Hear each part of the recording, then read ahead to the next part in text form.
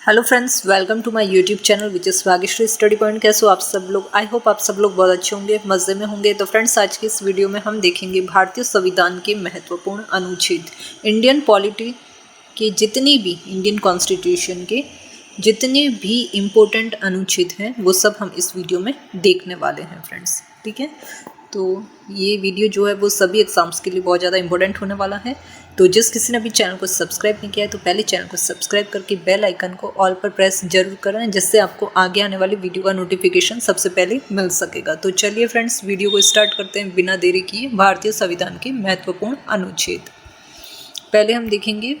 तो 80 महत्वपूर्ण अनुच्छेदों की सूची देखेंगे। तो भारत के संविधान में अभी वर्तमान समय में जो है वो 448 अनुच्छेद है। याद रखना है, अभी वर्तमान समय में कितने अनुच्छेद है? 448। 25 भाग हैं और 12 अनुसूचियां हैं, जबकि मूल संविधान में 395 अनुच्छेद, 22 भाग और 8 अनुसूचियां थी। ये पॉइंट आपको याद रखना है, ये सारे इंपॉर्टेंट पॉइंट है। इंपॉर्टेंट पॉइंट आपको सारे याद रखना है। उसके बाद हम देखेंगे 80 महत्वपूर्ण अनुच्छेदों कौन कौन से हैं। ठीक है फ्रेंड्स, तो भारत के संविधान में याद रखना है 448 अनुच्छेद है, 25 भाग है और 12 अनुसूचियां, और मूल संविधान में 395 अनुच्छेद, 22 भाग और 8 अनुसूचियां थी। भारत का संविधान 29 नवंबर 1949 को बनकर तैयार हुआ था, जिसको 26 जनवरी 1950 से पूरे देश में लागू किया गया था। तो बना कब था? 29 नवंबर 1949 को, और लागू हुआ 26 जनवरी 1950 को। अनुच्छेद नंबर 1 देख लो। एक में क्या आएगा? संघ का नाम और राज्य क्षेत्र। देख लो, सबसे पहले क्या आता है? किसी का नाम। हम जब किसी का इंट्रोडक्शन भी करते हैं ना, तो सबसे पहले हम पूछते क्या है? आपका नाम क्या है? ठीक है, उसके बाद ही बात स्टार्ट होगी। मतलब ऐसे ही समझ लो, एक समझाने के तरीके से आपको बता रही हूँ। ठीक है, तो अनुच्छेद नंबर 1 पहले क्या? नाम। ठीक है, और उसका क्षेत्र, मतलब आप कहाँ से हैं।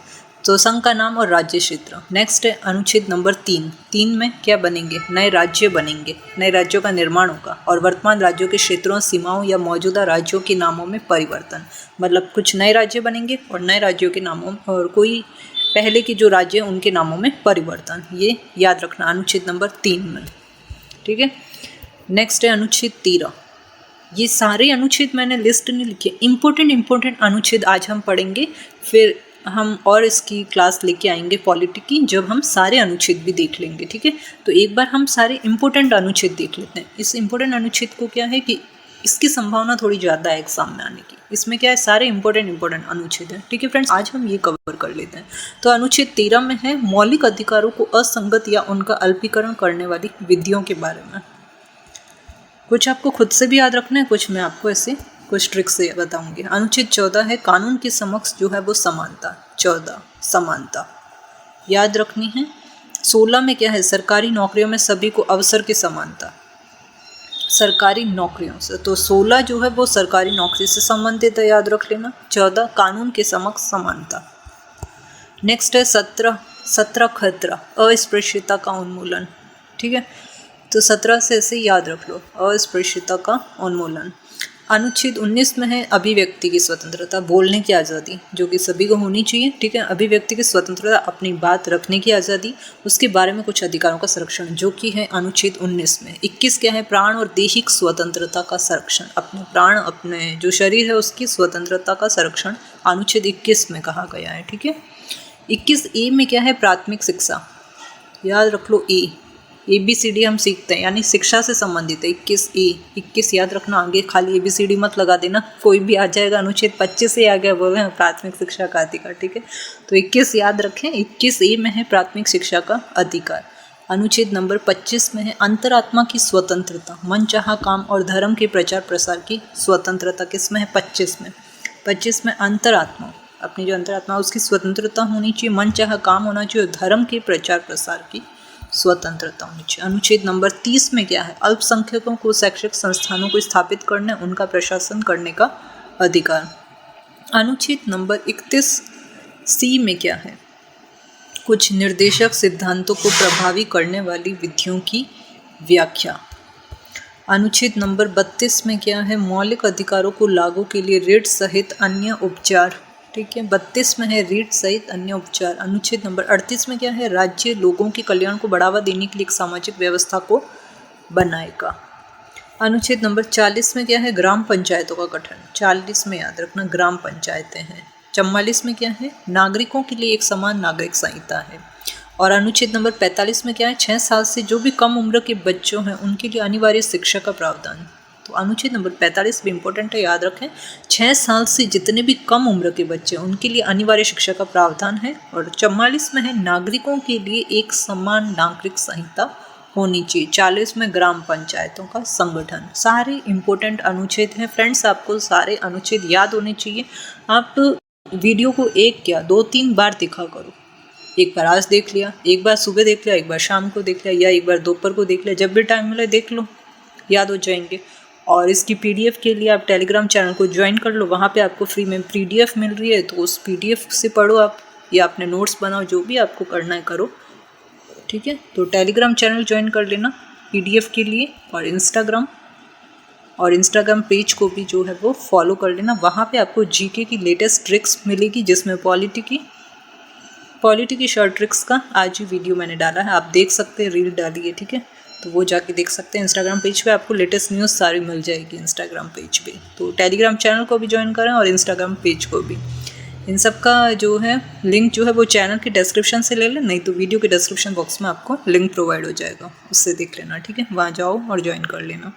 तो ये सारे इंपॉर्टेंट अनुच्छेद आपको फ्रेंड्स याद रखने हैं। नेक्स्ट है अनुच्छेद नंबर 46 है, अनुसूचित जातियों, अनुसूचित जनजाति और अन्य कमजोर वर्गों के जो भी शैक्षिक और आर्थिक हितों को बढ़ावा देना। अनुच्छेद नंबर 50 में है, कार्यपालिका से न्यायपालिका को अलग करना है। 50-50 करते हैं ना, जैसे कोई पार्टनरशिप भी हो गई तो 50-50, नहीं तो ऐसे याद रख लो 50-50 करते हैं हर चीज़ को। तो कार्यपालिका से न्यायपालिका, ये दोनों समझ लो पार्टनर है, एक कार्य कर रहा है, दूसरा न्याय। तो कार्यपालिका से न्यायपालिका को अलग करना है, तो क्या करना है 50, अनुच्छेद 50, ठीक है। ऐसे ही याद करो, ऐसे तो क्या है याद नहीं रहते इतने सारे। अनुच्छेद नंबर 51 है, अंतर्राष्ट्रीय शांति, और उसके बाद 50-50 करने के बाद क्या है, हमें शांति और सुरक्षा चाहिए, ठीक है। तो अनुच्छेद नंबर 51 में है, अंतर्राष्ट्रीय शांति और सुरक्षा को बढ़ावा देना। और अनुच्छेद संख्या 51 में क्या है, मौलिक कर्तव्य। उसके बाद हमें हमारे कर्तव्य 51 के बाद लगा दिया, पहले शांति और सुरक्षा मांगी, उसके बाद हमारी ये मौलिक कर्तव्य। अनुच्छेद नंबर 72 में क्या है, राष्ट्रपति की शक्तियों जैसे क्षमा देना, सजा का निलंबन, कुछ मामलों में सजा को कम करना आदि का प्रावधान। ये सब शक्तियाँ किसके पास है, पावर किसके पास है, राष्ट्रपति के पास, जो कि है अनुच्छेद नंबर 72 में 72 में, ठीक है। तो ये सारी राष्ट्रपति की शक्तियाँ, जैसे क्षमा देना, सजा का निलंबन, मतलब इस सजा को स्थगित भी कर सकता है, कुछ मामलों में सजा को कम भी कर सकता है, और क्षमा देना, ये सारी शक्तियाँ हैं अनुच्छेद नंबर 72 में। तो संसद की एक सत्र की कार्यवाही है, व्यय का ब्यौरा। अनुच्छेद नंबर 74 में क्या है, राष्ट्रपति को सहायता और सलाह देने के लिए एक मंत्री परिषद बैठाई जाती है। राष्ट्रपति को भी सहायता और सलाह चाहिए होती है, ये ना समझे कि राष्ट्रपति ही सब कुछ है, नहीं, उसे भी ज़रूरत होती है सहायता और सलाह की, ठीक है। तो उसको देने के लिए भी क्या होती है, मंत्री परिषद होती है। नेक्स्ट है अनुच्छेद नंबर 76 है, भारत के महान्यायवादी, अटॉर्नी जनरल ऑफ इंडिया। ये आपको याद रखना है, 76 में है भारत के महान्यायवादी। यानी राष्ट्रपति का देखा, उसके बाद क्या आएगा, महान्याय आएगा। उसके बाद हमने देखा अनुच्छेद नंबर 78, जहाँ पे है राष्ट्रपति को जानकारी देने आदि के लिए प्रधानमंत्री के कर्तव्य। पहले राष्ट्रपति आकर अब प्रधानमंत्री अपने कर्तव्य लेके आए। उसके बाद है अनुच्छेद नंबर 110। 110 में क्या है, धन विधेयकों की परिभाषा, धन विधेयकों की 110, 100 + 10, 100 + 10 होते ही धन विधेयक, ठीक है। अनुच्छेद नंबर 112 में क्या है, वार्षिक वित्तीय विवरण। उसके बाद में बजट आएगा, पहले धन आएगा फिर बजट पेश करेंगे। ऐसे ही तो होता, हम अगर कहीं पे मान लो, मैं ऐसे एग्जांपल देते हैं, शॉपिंग करने जाना है तो पहले क्या होंगे, पैसे, ठीक है, धन होगा तभी तो जाएंगे, तभी तो पहले बजट बनाएंगे, उसके बाद में देखेंगे किसका क्या कितना खर्चा, वो तो उसका एक ब्यौरा बजट बनाएंगे, लिस्ट बनाते हैं, टू डू लिस्ट अगर मैं बोलूँ तो, ठीक है। तो बजट बाद में बनाएंगे, पहले क्या करेंगे, 110 पे धन विधेयकों की परिभाषा देंगे, तो 112 पे क्या करेंगे, वार्षिक वित्तीय विवरण यानी बजट होगा। अनुच्छेद नंबर 123, 1, 2, 3, तो संसद के मध्यावकाश के दौरान राष्ट्रपति की अध्यादेश प्रख्यापित करने की शक्ति, राष्ट्रपति की अध्यादेश जारी करने की शक्ति, अनुच्छेद नंबर 123 याद रखना। नेक्स्ट है अनुच्छेद नंबर 143 है, सुप्रीम कोर्ट से परामर्श करने की राष्ट्रपति की शक्ति। अनुच्छेद नंबर 143 में सुप्रीम कोर्ट से परामर्श करने की राष्ट्रपति की शक्ति है। राष्ट्रपति की शक्ति है अनुच्छेद नंबर 143। ठीक है, सुप्रीम कोर्ट से परामर्श करेगा राष्ट्रपति। अनुच्छेद नंबर 148 में क्या है? भारत के नियंत्रक और महालेखा परीक्षक यानी कैग, है ना। तो कैग का नंबर आया 148 पे, याद रखना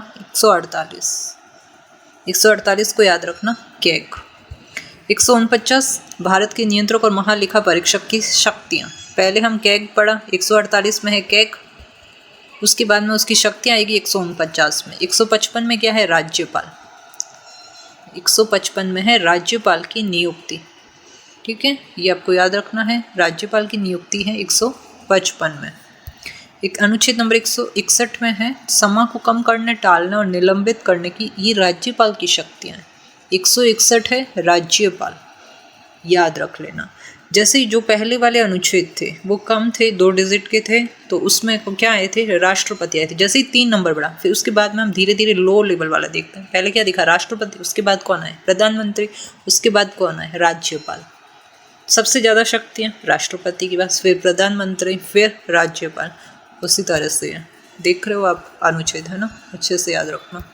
नेक्स्ट अनुच्छेद नंबर 163 है राज्यपाल की सहायता और सलाह के लिए फिर मंत्रिपरिषद। अब राज्यपाल को भी तो सहायता और सलाह चाहिए, तो उसके लिए एक मंत्रिपरिषद बनाई जाएगी।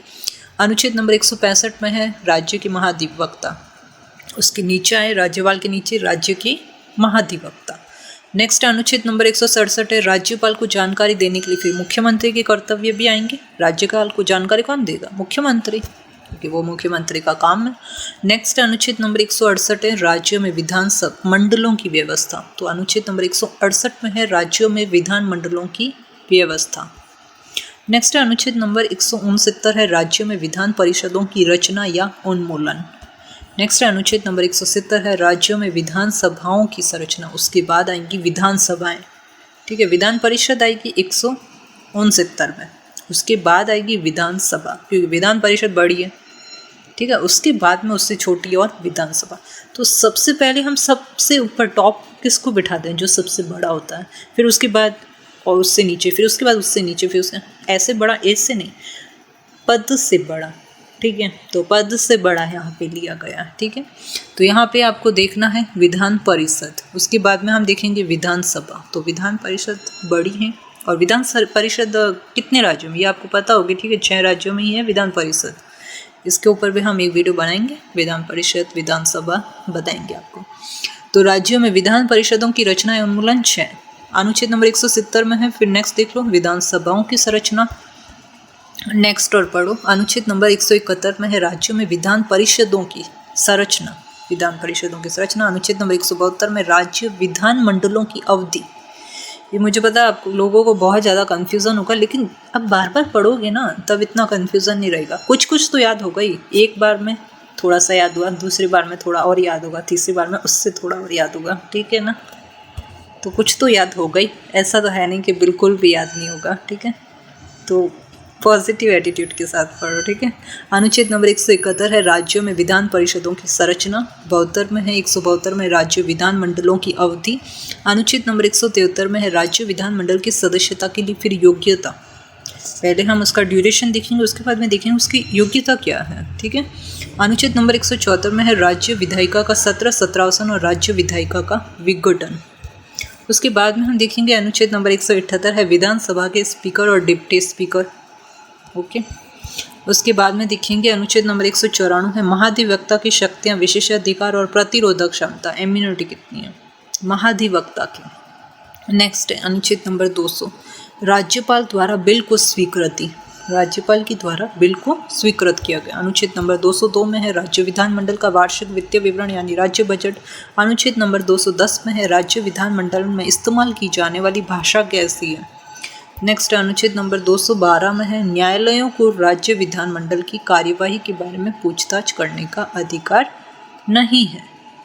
न्यायालय जो भी हैं उनको राज्य विधानमंडल की कार्यवाही के बारे में पूछताछ करने का कोई अधिकार नहीं है 212 के अंतर्गत। नेक्स्ट अनुच्छेद नंबर 213 में क्या है राज्य विधानमंडल के अवकाश में राज्यपाल द्वारा अध्यादेश प्रख्यापित करने की शक्तियाँ हैं।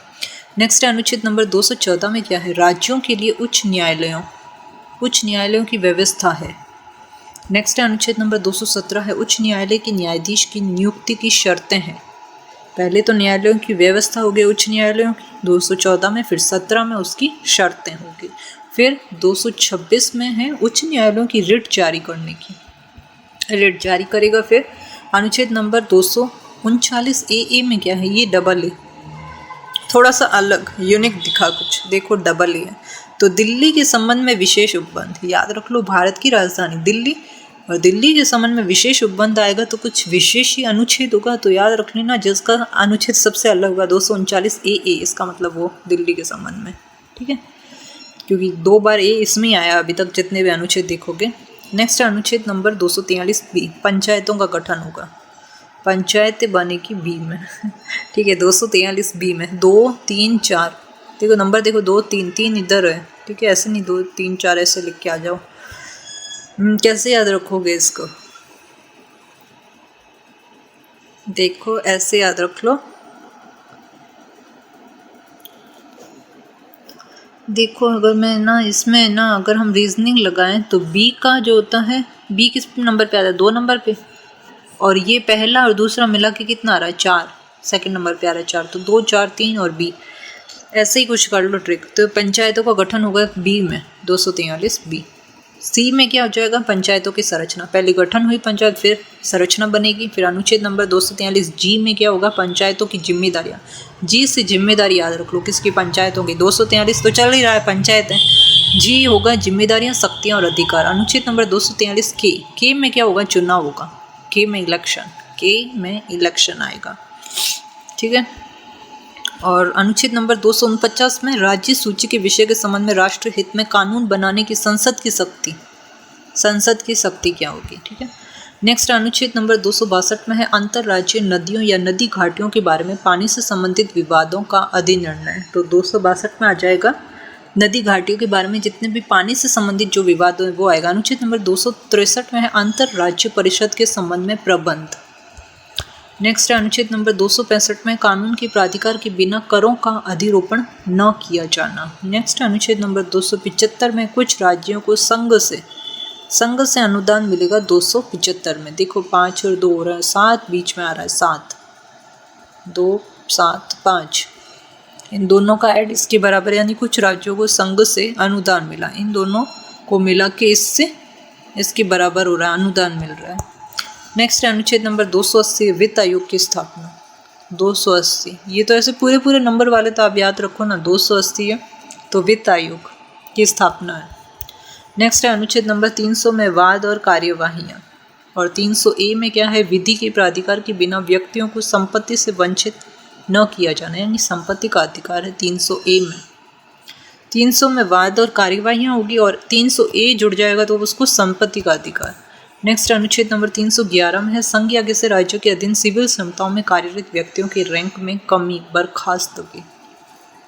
सिविल क्षमताओं से देख लो, 311 से स्टार्ट है, 311 में। नेक्स्ट है 312 में है अखिल भारतीय सेवा, ठीक है, यानी RS, Rajasthan administrative service. Next है अनुच्छेद नंबर 315 संघ और राज्यों के लिए लोक सेवा आयोग की स्थापना, अखिल भारतीय, वही सिविल सर्विसेज से, ठीक है।